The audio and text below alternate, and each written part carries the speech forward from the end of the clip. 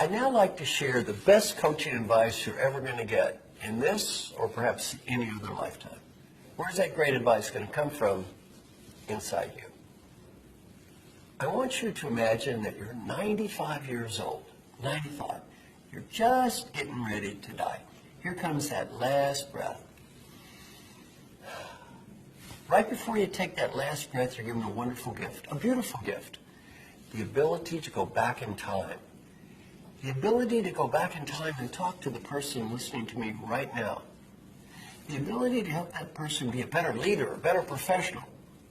Much more important, the ability to help that person have a better life. What advice would that wise 95-year-old you, who knows what really mattered in life and what did not matter and what was important and what was not important, what advice would that wise old person have for the you that's listening to me right now? You don't need to say anything or do anything or write anything. Just answer that question in your mind. What advice would that old person have for you? Whatever you're thinking now, do that. In terms of a performance appraisal, that's the only one that's going to matter.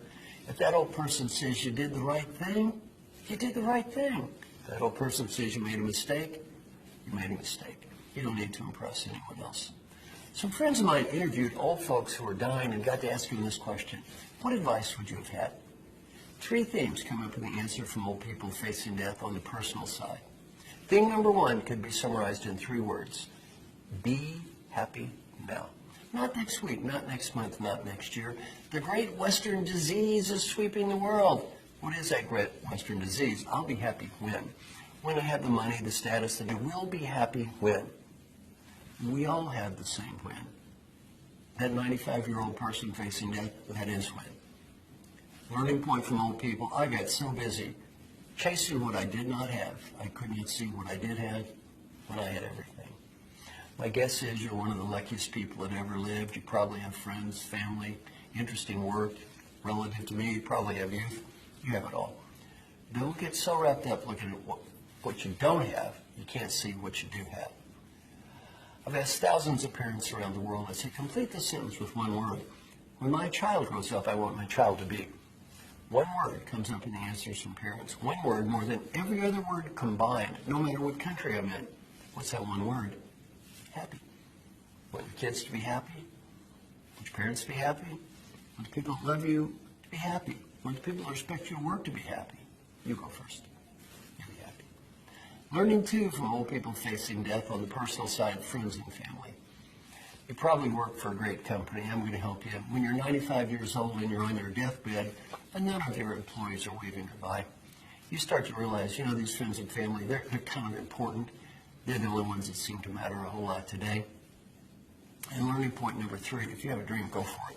Because if you don't go for it when you're 45, you may not when you're 55, and you probably will not when you're 85. And it doesn't have to be a big dream, maybe a little dream. Go to New Zealand or speak Spanish or play a guitar. Other people think your dream is goofy. Who cares? It's not their dream, it's your dream. It's not their life, it's your life.